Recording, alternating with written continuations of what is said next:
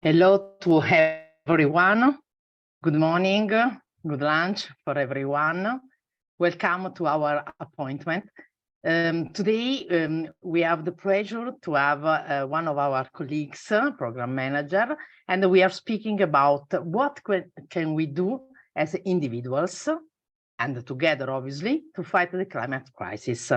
As I said, our colleague is Stuart Thorpe. He is a program manager focusing on scaling up climate action. After several years and really delivering many programs, many projects in different sectors, the most important can say are telecommunication, but also oil and gas and other sectors. He decided to step out of the corporate world to applying his experience in tackling the climate crisis. So this is really a pleasure to have you, Stuart, today for having this speech. So the floor is yours. Great. Well, thank you very much, Sabina, for your introduction. And thank you very much to PMI Northern Italy for this opportunity to present today. I'm really happy to be with you today. And of course, buon appetito for those of you taking lunch. Yes, buon appetito. I'm joining you today from my home in Belgium, where I'm a member of the PMI Belgian chapter. And I've been leading some of the climate crisis related activity for the Belgian chapter. And today I'll be talking about what we can do as individuals and together to tackle the climate crisis. Okay. Now, sadly, the impact of climate change is already starting to become clear. Recently in Northern Italy, you have seen this at first hand. The drought of 2022 and early 2023 becoming the floods of May recently with the tragic loss of 17 lives. And I'm sure some of you may have been impacted by that personally, and if that's the case, my personal thoughts are with you. This is one of the consequences of a warmer climate. As the air warms up, it dries out the soil and the ground more quickly, but it can also hold more water. And this means that when there is rain, the rate of rainfall can be very much higher, leading to flooding. And we also experienced a rather similar situation in Belgium 2 years ago. In Belgium and Germany, there was flash flooding, which led to widespread devastation and killed over 180 people. Right now in Northern America, the forest fires that are currently occurring at an unprecedented scale in Canada are putting the health of 100 million United States residents at risk. So climate change, unfortunately, is very much already showing its face to us. Now, there's a recent report from the Intergovernmental Panel on Climate Change, the IPCC, and this report tells us that in order to respect the targets of the Paris Agreement, and these targets were to limit temperature rise to 2 degrees Celsius or preferably 1.5 degrees Celsius within this century. Now, in order to meet those targets, we need to make rapid and deep reductions in fossil fuel emissions, in CO2 emissions. Now, this is really a big challenge because, in particular, in order to meet the 1.5 degree limit, we need to halve greenhouse gas emissions by 2030. So it would be easy to lose hope against this very challenging situation in which we're already starting to see the effects of climate change. So personally, I find the words of Greta Thunberg very helpful as a way of remaining hopeful. Yes, we do need hope. Of course we need hope. But the one thing we need more than hope is action. And once we start to act, hope is everywhere. Now, I think these words are tremendous, that she wrote them back in 2018, or maybe before, when she was just a 16-year-old. I think very wise words. Now, as individuals, we can take action in our personal lives, in our professional lives, and we can also take action together as PMI members and members of the project management community. So today I'll share some of my thoughts and experiences in these three areas. And what my aim is to help you to identify some topics that you might like to take away and take forward in your own personal climate action, whether it's something you're starting from new or whether it's something you're already busy and you'd like to scale it up. So let's start by talking about personal action. So here on the screen, I'm using as an example a project that I carried out on my own home, a fairly major house restoration project. And here you can see on the right what the house now looks like. It was built in the 1950s in East Flanders in Belgium. And one of the first things we did, we decided, right, the house is too big, we're going to split it in half. And as a result of that, I calculate we saved around 6 tons of CO2 emissions per year as a result of that just reducing the size of the house. We also put in place state-of-the-art insulation, leading to around another 4 tons of CO2 emission savings. And then installed solar photovoltaic panels on the roof, which led to about another 2 tons of savings. We installed heat pump based heating for the winter, but also some cooling for the summer as the summer gets increasingly warm, saving another 5 tons of CO2 emissions. And then we replaced our fossil fuel cars with electric vehicles, saving around another 4 tons. And in fact, one of these cars, we share one of these with one of our neighbours to further reduce the emissions. So in total, we're saving around 21 tons of CO2 emissions per year as a family. Now, when I did these calculations originally, I was quite shocked with the level of savings, just a crazy amount of savings. It made me feel quite bad about the situation in the past, but it also made me really want to share this and to encourage other people to try and reduce their own emissions. So right now, the house actually produces more electricity than it consumes, and in fact, we use it to run one of the electric cars. So that's an example of what I've been up to. So what might you be able to do? Well, I think a good framework for thinking about this, I'm sure many of you in your projects and programs that you're involved in are familiar with the principles of benefits management. It's exactly those principles that apply here, to look at the current situation, to identify where are the areas where some change could happen and lead to some significant benefits in the future. And instead of looking at euros, we're now looking at kilograms or even tons of CO2 emissions. So a good starting point is to use one of the as many available carbon footprint calculators. The Carbon Footprint Network has a good one, which is also available in Italian language, if that helps. So that's a good basis to understand where are you now. And then I would certainly recommend a site called CounterSyn. And in fact, at the end of this presentation, I'll share links to each of these resources. And it's a site that's designed to look at 14 categories of highly impactful actions.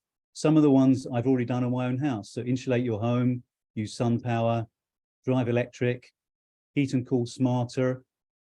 And what are we doing today? We're talking about it, we're sparking ideas. So these are all ideas that are designed to create a big impact. So that site should also help if you've identified the kinds of action you'd like to take, how to take those forwards, how to log them, and how to be part of a global community that's doing exactly the same. So please look at these. I'll be very happy for you to contact me. The contact details are also available with the presentation. So share your stories back with me. And what I offer in the way of return for your activities, at the end of the year, whoever comes back to me with the biggest delivered benefits, I'll be very happy to share a bottle of Belgian wine with you as a little way of celebrating. I hope you like Belgian wine. It's getting better as a result of climate change. Unfortunately, a good consequence alongside the many bad ones. So there's some ideas of what you may be able to do to take your personal actions forwards. Let's look at professional action.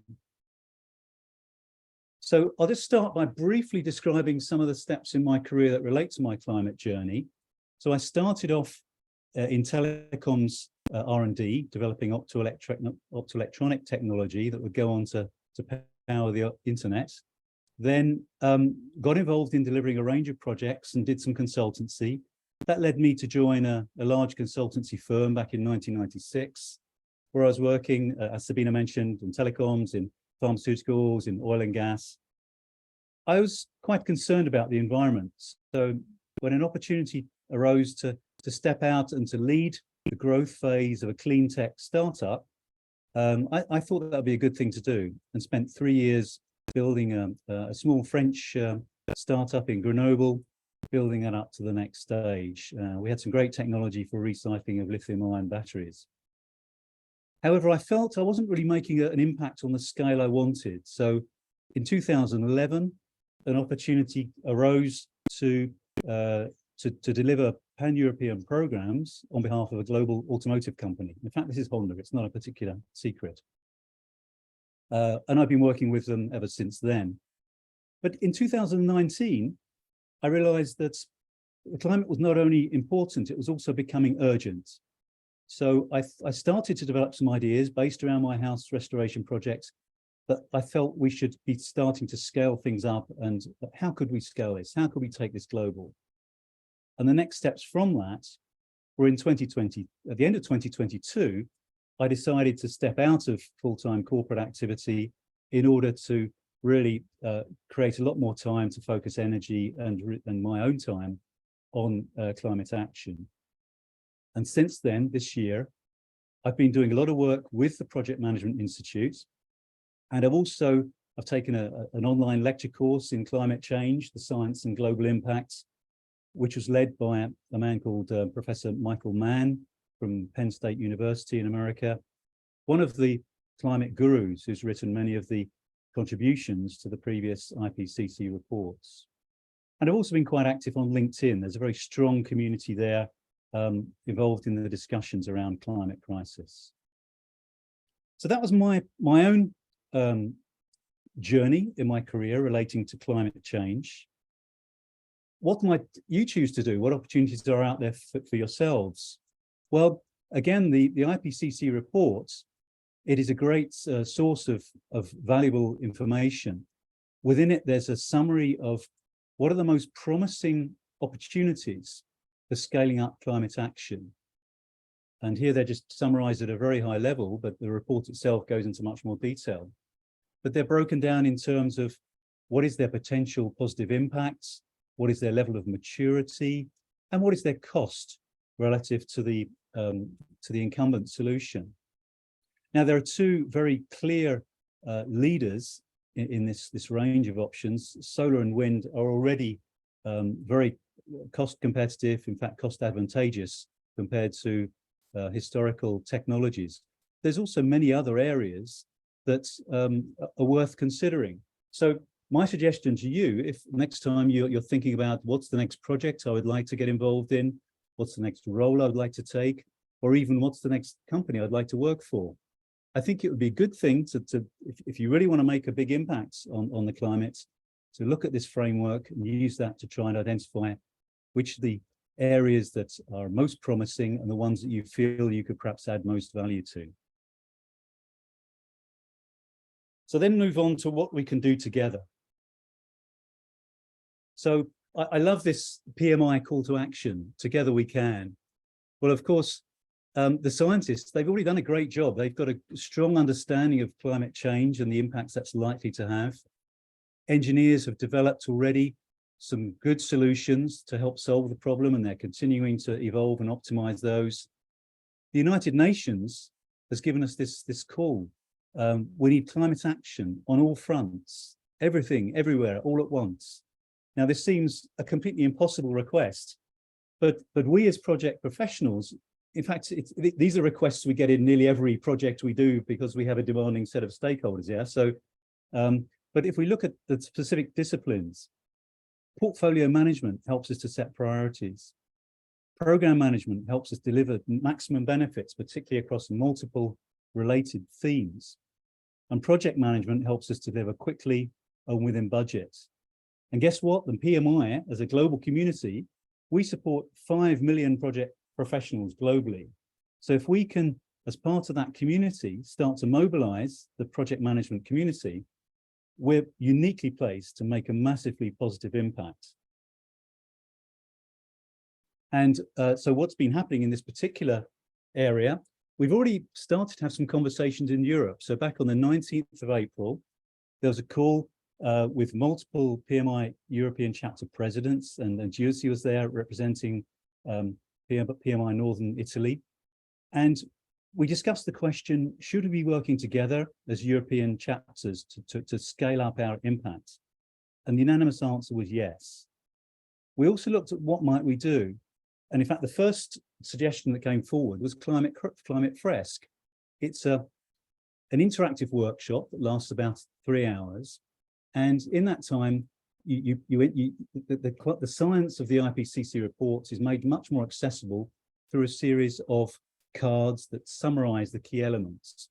So it's almost through a card game in that 3-hour workshop, you get a good understanding of some of the dependencies involved in climate change, as a way of interacting with other colleagues. And this is where I had the great opportunity to first meet up with Gabriella, who was also taking part in this. So we had two pilot events in which we had 9 PMI European chapters were represented. And we had tremendous positive feedback from that community. We had near perfect review scores from everyone and really strong comments to say, yes, it's a really good way of getting an understanding. So we've made a recommendation that we feel we should proceed with rolling out Climate Fresque as a way of raising climate awareness across PMI European chapters. And that recommendation will go back to the PMI chapter presidents in a meeting that's happening at the beginning of July. And subject to that positive outcome, you'll hopefully have an opportunity to get involved in this at an early opportunity. Now, we also had some other topics we were discussing. I've highlighted a couple of them, but I'll just go through some of the others as well. In the PMI Ireland chapter and the UK chapter, they're pulling together their thoughts on to create what they're referring to as a playbook for sustainability communities of action. So this is something that will help other chapters to leverage the work that's already happened in the UK and Ireland, so they can quickly set up a community of action around sustainability. And we also talked about holding virtual events. So today's presentation is an example of that, an event between myself in PMI Belgium and yourselves. We're also planning a much bigger event under the working title of Sustainability Community of Action for the 8th of November. So please put that date in your diary, and you will be hearing a lot more about this in the very near future. I've got a similar event to the one today happening a week from now in the UK, and also started to share newsletters, the ones that I've written for my team in PMI Belgium, which I've been doing for nearly a year now. The Northern Italy chapter also said, could we also use those and share those via the Hub platform, and I happily agreed to do that. There's also a few other initiatives which are also underway, and you will be hearing more about in the near future. So yeah, just coming back to the introduction, these 3 dimensions, I certainly find personally it's very important to take this holistic view, because how can I, at home in my personal action, be focusing on climate action, but then when I go into my professional world, be delivering a project that has a negative impact on the climate. So I think it's very important to have this holistic view. And when we come together as a professional community, we can amplify our own actions in order to make them more impactful. And also we can support each other. We can encourage each other when things are going well, and we can support each other when things are getting more challenging. So I think it's really important to look at it from this holistic point of view. And hopefully it's something that will help you to take away a hopeful view about looking at the climate situation. So if you do want to take forward your own personal climate action, I found these books were helpful reading. The first one is a very good resource that describes the carbon footprint of nearly everything in a very humorous way, from sending an email through to building a wind turbine. A tremendous book. The New Climate War, a little bit more, quite a disturbing book in some ways about the challenges that Michael Mann, the professor I mentioned earlier, the challenges he's faced involved in standing up to the fossil fuel community, who have given quite some resistance to his work. Of course, Greta Thunberg, a great source of wisdom, and this book pulls together lots of different views around the climate challenge. And then Kimberly Nichols' book, Under the Sky We Make, a great help from a human and personal perspective, how to stay positive and impactful when sometimes things can feel quite tough with the concerns around climate change. So I'd certainly recommend those as helpful reading. That was certainly helpful for myself and hopefully also for yourselves. And then I won't go through these in detail, but a range of links. The presentation, you should be able to access it after the meeting. Gabriella and the team will share it with you, so you can access this and follow up the links, which will hopefully be helpful to you. So things like Climate Fresque, the Counterseen Initiative, the Global Footprints, Carbon Footprint Calculator, as well as the articles that I've written for the Belgian chapter in the past, as well as the ones that are now being shared via your own hub. Well, that's really pulls to an end my thoughts. Hopefully, it's we've stimulated some ideas amongst yourselves, and I'm sure that may have triggered some questions. But at that point, I'll hand back to Sabina. Stuart, first of all, really thanks, because there are a lot of really things to do, that this is a good example. One question, you have shown in the personal approach that you have carried out a major house restoration of your house. Whilst the benefits look good, the investment cost must also have been very high. How to manage this? Yes, well, that's certainly true. Of course, I was doing a major house restoration anyway, so I suppose the extra costs on top of that relating to the energy saving elements. Yes, it was a significant investment, of course. In fact, numbers measured in many tens of thousands of euros. But when I look at it from the point of view of the return on investments, the total investment I estimate has paid back will pay back within 7 years. And looking at the solar part of it, even in Belgium, where we have much less sun than you have in northern Italy, the payback is way less than 4 years, probably even closer to 3 years. So if you compare the payback time to leaving, if you have the equivalent amount of money sitting in a deposit account in the bank, then this is a much better way of spending that money than leaving it in the bank earning a couple of % of interest. So I'd certainly think, even from a financial point of view, it's a very good thing to do, quite apart from the environmental benefits that it also delivers. Okay, thank you. And in any case, making such an investment also has an environmental impact due to the embodied carbon in the materials used. How do you justify that? Well, yes, and in fact, that's an important part of the benefits analysis that I did as part of the projects in my own house. It's one thing delivering kind of climate benefits, but you also need to understand that just doing the work, the materials, the work itself also has a carbon impact. So I calculated that the effect of this, looking at it from the point of view of an environmental payback for the total projects, would pay back within about 3 years. So the fact that the projects started around 5 years ago, I think a lot of it's already paid back, and indeed, of course, from now onwards will be delivering pure benefits. But that's a very important part in looking at any environmental projects, that there is the embodied carbon up front of doing that project, and is that itself also justified? A very important part of the benefits analysis that people should also be doing in a professional project as well as a personal project. Instead, returning back on the part of a professional part, let me say, one of our colleagues wrote, did you find a good response in the companies you worked about the climate change issues, and in the companies, who were the promoters of this change and who was holding back? Yeah, that's a very good question. It goes back quite a long way, because when I moved on from the consulting firm back in 2008, I was trying to get an environmental movement going at that stage. And whilst everyone was saying, "Oh yeah, it sounds a great idea," they're still saying, "And if you can generate the same kind of revenue from that consultancy as the consultancy you're also doing, then just do it." But of course, at that point of time, it wasn't quite so easy to justify. So that's why I, at that point, kind of decided I needed to move on.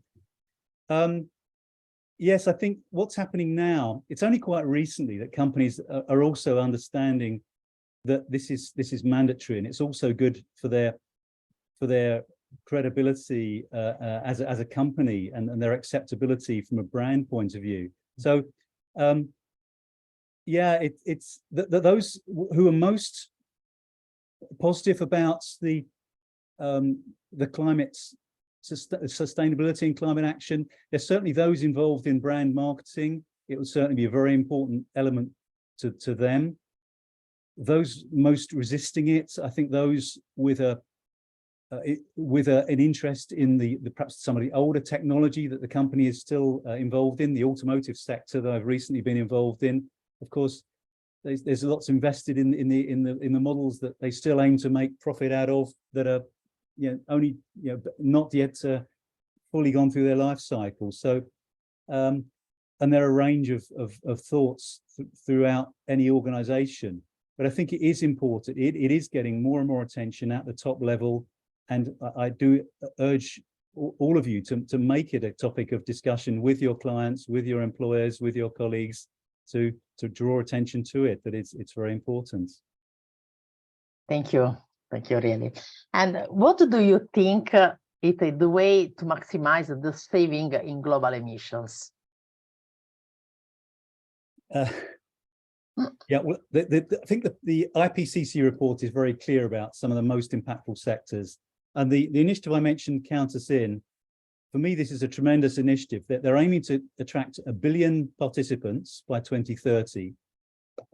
Now, if each of those 1 billion participants were saving just 1 ton of CO2 emissions, not the 21 I'm saving, but just 1 ton, that would be 1 billion tons of CO2 emission savings per year. That's the kind of numbers we need to be going for. So I think Count Us In, personally, I think is a fantastic platform that has the scalability to be making a really big impact. So please have a look there, and please log also your actions through that site. So thank you. So Stuart, the time is running. So because we have only, in this kind of appointment, we have only half an hour. So it's a really pity to not continue, but surely we will have additional other occasion to invite you to speak about this important issue, important also for having your suggestion on real concrete things. So thanks for this. For all of our colleagues instead attending this event, if they have used the PMI ID, they will receive within 15 days at maximum the related PDU. And also, thanks to Stuart, all the materials shared during this event will be shared. So really thanks, Stuart, for the suggestions, for the slides, and also for the books that you in your advices. So really, thank you very much. Good. Thank you. I hope to have you again in this kind of speech, and thanks all to all the attendees. Yeah, with pleasure, and thank you all for joining, and look forward to seeing you again soon. Bye-bye. Thank you very much. Bye-bye.